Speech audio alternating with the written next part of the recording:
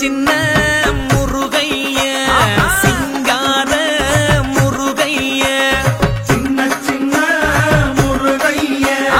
சிங்கார முருகைய கொஞ்சி கொஞ்சி தமிழ் பேசும் செந்தில் வடிவேலனவ கொஞ்சி கொஞ்சி தமிழ் பேசும் செந்தில் வடிவேலனவ சின்ன முருகைய